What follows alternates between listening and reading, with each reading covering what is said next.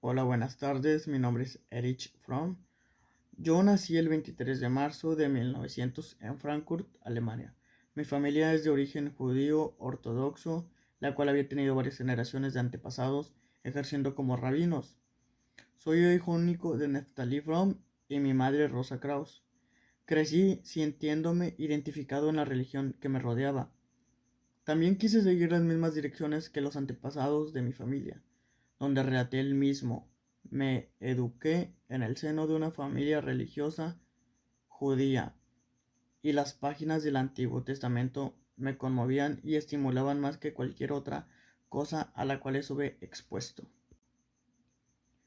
Sin embargo, la llegada de la Primera Guerra Mundial produjo un cambio en mi mentalidad, al comprobar que la gente que yo tenía asociada como gente con un fuerte espíritu pacifista se subía al carro de la violencia de los gobernantes, además de ver morir primos y tíos cercanos. A partir de ese entonces, mi principal objetivo se focalizó en poder comprender cómo las fuerzas gubernamentales eran capaces de influir en la multitud de la población, que se mueve de forma pacífica, a entrar en una lucha que difícilmente le traía beneficios a la población. Posteriormente a la guerra, yo desencadené una actitud crítica frente a todo, sin dar nada por sabido. Esta nueva forma de ver el mundo fue lo que me acercó a las ideas de Freud, para comprender los mecanismos individuales, y de Marx, para comprender los sociales. Mi pensamiento terminó moldeándose radicalmente al empezar a estudiar Derecho en la Universidad de Frankfurt y Sociología en Heidelberg, posteriormente. Sin embargo, nunca dejé de tener contacto con el pueblo judío. Mi tesis doctoral en 1922 se centró en la ley judía, la cual consideraba esencial para el que el pueblo judío pudiera mantenerse unido. En 1924 yo inicié la práctica en el psicoanálisis en un centro terapéutico en la ciudad de Heidelberg, donde mi pensamiento sociológico adquirió nuevos términos psicológicos. Mi primera psicoanalista, Frieda Reichmann, terminó siendo mi esposa, pero me separé de ella entre 1930 y 1931 y nos divorciamos en 1940. Sin embargo, mantuvimos una relación de amistad durante toda la vida. La formación psicoanalítica la concluí en Berlín, en el estudio de Berlín, donde posteriormente abrí mi primer consultorio y abandoné definitivamente las creencias de religión ortodoxa, para convertirme al ateísmo. Seguidamente, en el Instituto de Investigación Social de Frankfurt, fui acercándome a las ideas marxistas. En el año de 1931 caí enfermo de tuberculosis y viajé a Davos para mejorarme, donde viví un año. En aquel entonces el nazismo estaba en auge para llegar al poder y el instituto tuvo que emigrar a Ginebra hasta 1934 y posteriormente a la Universidad de Columbia de Nueva York. En la gran ciudad tuve la oportunidad de tener mucho contacto con los grandes pensadores, refugiados también en Estados Unidos. Con ello, el año 1943 tuve el conocimiento de ser uno de los miembros fundadores de la filial neoyorquina de la Escuela de Psiquiatría de Washington. Seguidamente volví a casarme con Henny Gurland, con la cual me mudaría en 1950 a México. Tristemente, ella murió 2 años después, mientras impartía clases en la Universidad Nacional Autónoma de México, mejor conocida como la UNAM. Además de ello, yo era reclamado por muchas de las grandes universidades para dar charlas y exponer mis libros. En 1953 volví a casarme, pero ahora con Anis Glob. En medio de la guerra de Vietnam volví a postular nuevas preferencias e ideales, involucrándome totalmente en los movimientos pacifistas. Durante esta época donde escribí mi gran bestseller, El arte de amar. Esto fue en 1956. También conseguí una cátedra en la Universidad Estatal de Michigan, siendo nombrado después como profesor en la Universidad de Nueva York en 1962. Luego en 1965 me retiro de la práctica profesional. Aún así seguí impartiendo charlas en muchas de las grandes universidades e institutos. Quise pasar mis últimos años en Suiza, en Muralto, donde en 1980 morí de un ataque al corazón. Ahora les estaré hablando sobre mis teorías más relevantes. El factor que desencadenó a una gran trascendencia en las investigaciones fue que, a diferencia de mis compañeros psicoanalistas, yo inicié desde la sociología y no desde la medicina o psiquiatría.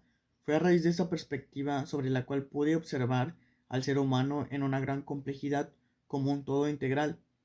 A partir de esta concepción de la persona como un todo, pude exponer la idea de que no todo responde a la biología o a la patología orgánica, puesto que el entorno y las circunstancias vitales y sobre todo la sociedad a la que se encuentra la persona son factores condicionantes del ser humano y no lo es únicamente su condición orgánica.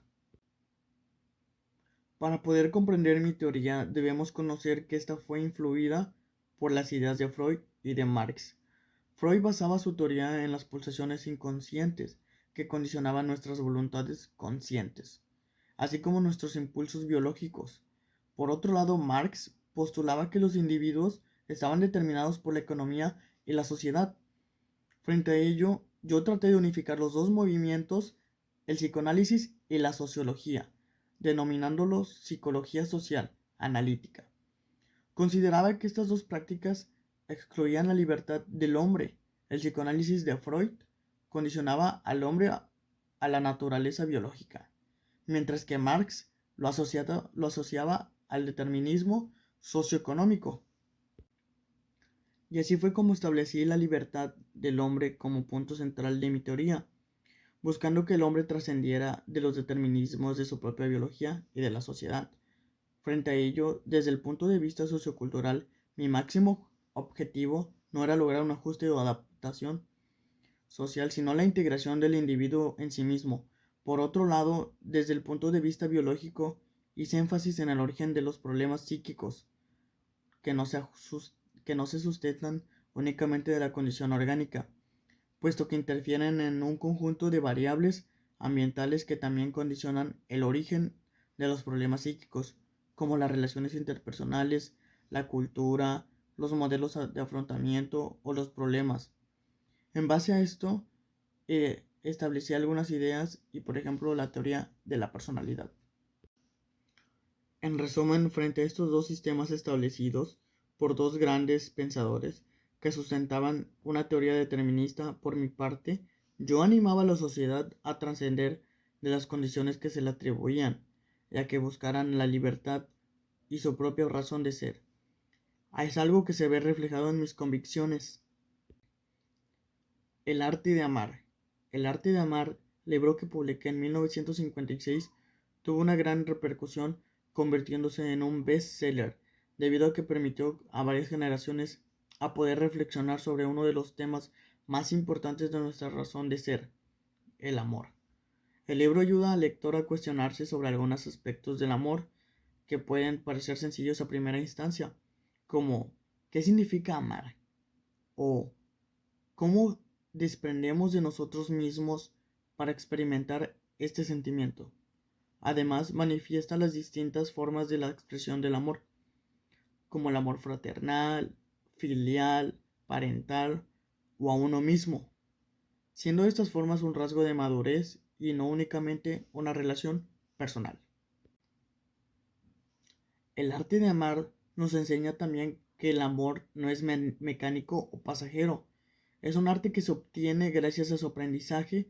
Con ello nos muestra que para aprender a amar, la persona debe de actuar como lo haría si quisiera aprender cualquier disciplina de arte, como la música, la pintura. Finalmente, resalta que no debemos vivir buscando el éxito, el poder o el dinero, sino en aprender y cultivar el amor. Y bueno, hasta aquí llegó un resumen de mi vida y algunas de mis teorías más relevantes. Hasta pronto.